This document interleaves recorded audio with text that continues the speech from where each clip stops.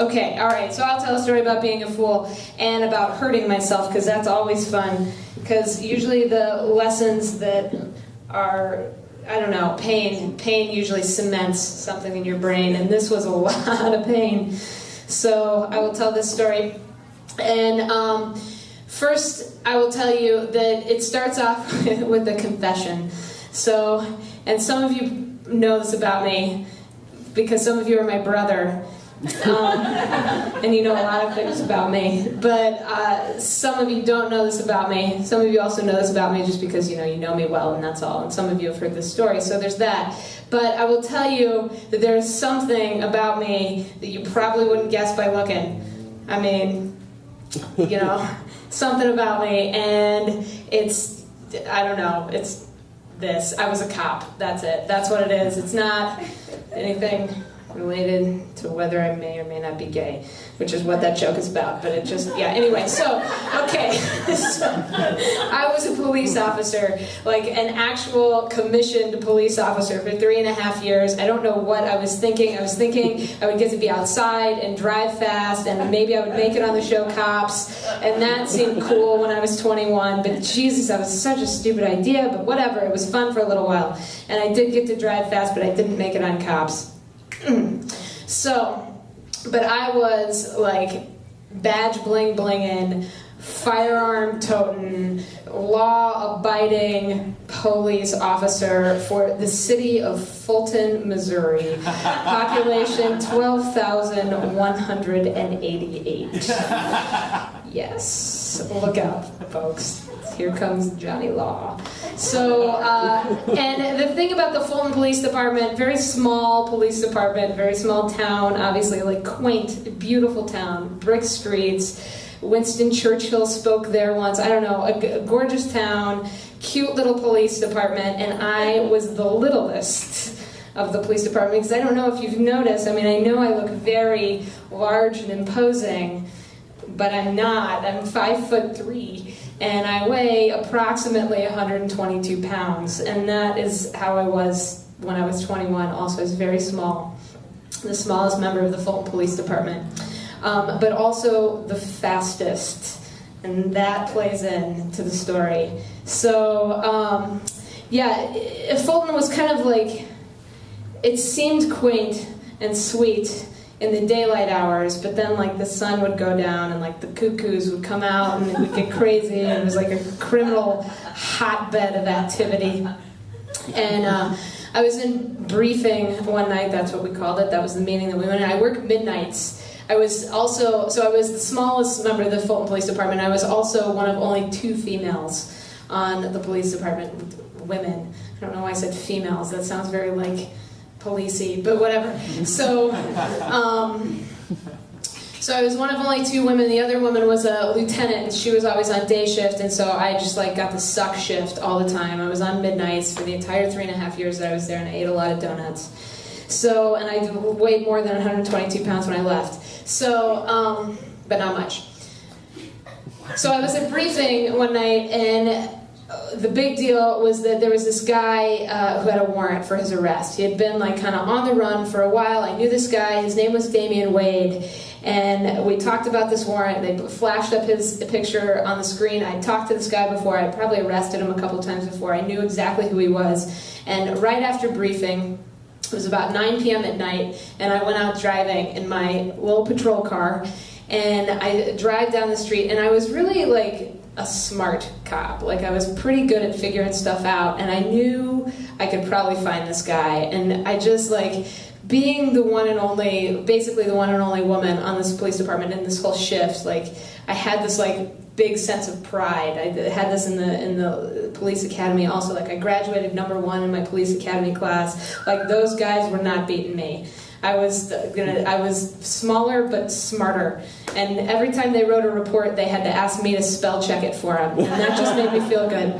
So tonight, I was like, it's my mission. I'm going to find this guy. I know where he is. I've had a conversation with him. I could probably just like talk him into my police car. That's how good I am. So, but that wasn't usually my strategy. I mean, sometimes it was. I would just like talk like I was really like super badass, and then nobody would notice that I was like really small. So, and that was a pretty good strategy to go with if you had one of the like significantly larger officers standing behind you, and that was usually like, that was my MO. That was what I went with. I would call for backup. There's this huge guy behind me, and then I could just like get in, and if it like came to blows, somebody else would take care of it. It was fine. So tonight, I'm driving down the street, and I just like, I have a feeling. I know where this guy is, and I see him.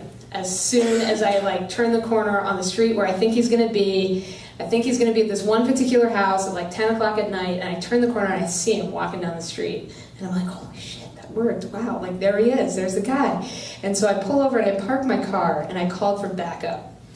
And the backup that came, this was excellent, the backup that came was Officer Jason Stewart. And Officer Jason Stewart was an African-American man. He was 6 foot 8 inches tall. I don't actually have to exaggerate because this is completely true. I can't even reach to 6 foot 8 inches tall. How tall are you, Ben Valentine? 6'4". So 4 inches taller than that guy that was just up here. All right? So this guy is huge, and he weighs like over 300 pounds. He's like a linebacker, just like, and it was like when we would go out on patrol, people would like point and laugh because we just looked so stupid standing next to each other. We're wearing like the same uniform, but like a miniature version, and he's giant.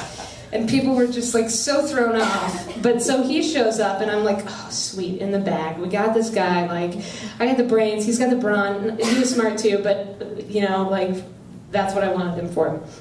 So he shows up, and we're like, okay, let's park the cars and let's walk down towards him. We'll talk to him. And so we start walking towards this guy, Damian Wade, and we make eye contact with him, and he makes eye contact with us, and he knows he has a warrant too, and boom, he takes off running, just sprint down the block. Fuck! Now I have to catch him, right? So I start like sprinting after him, and I'm really fast, and Jason Stewart, he's not. So I start sprinting down the block towards this guy, and Jason Stewart starts like moving all 360 of his pounds, kind of in like slow jello motion, and we lose him. And this guy that I'm chasing, he's also pretty big, but not as big as Jason, thank goodness, but bigger than me. But he's not very fast, and I start catching him real fast. And I like look back, and there's my backup, a block and a half off, just huffing and puffing in slow-mo. And I look up at this guy, and I'm chasing him, and I'm like, fuck, he's so much bigger than me. What am I gonna do? And I like survey.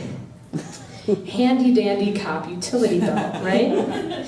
And I can't shoot him, and I can't club him. Should I call for backup, or should I mace him? I should definitely mace him. That's a good idea.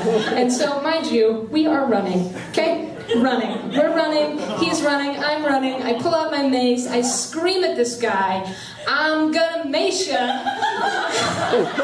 And he turns around, like, still running, and he's just wide-eyed. And, like, because he's, like, staring at, like, the nozzle of my mace, and, you know, he knows what's coming out of that thing, and so do I. And so, he's, like, wide-eyed, I'm like, okay. You know, this is the perfect moment, and I hold it out. We're running, I hold it out, and I just spray. And just let that hang. Just let it hang right there. And then let me just give you a little quick physics lesson. I am in motion. My target, standing just ahead of me and to my right, is also in motion. I spray a cloud of noxious and incredibly irritating gaseous substance right into the air in front of me. It is not in motion. Not in motion. So, this is what it looked like.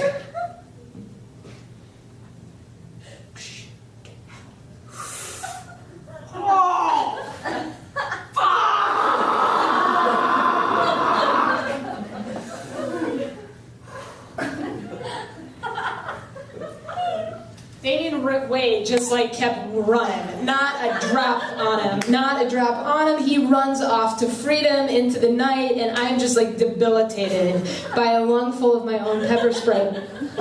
Jason Stewart eventually came up and asked me if I was alright. I was not. I was able to kind of like choke it out that I'm not okay. He called for backup. That was the correct choice. That was the not foolish thing to do. That was like, this is what you should do if you're not trying to be an idiot. That's what he did. Backup easily drove their cars faster than Damian Wade could run. He was apprehended without any further incident. I, however, spent the rest of the night, which was a very long shift because I worked 10-hour shifts. This had just started, spent the rest of the night with my face in a garden hose, surrounded by the laughter of my coworkers, and secure in the knowledge that I could not enforce the laws of physics.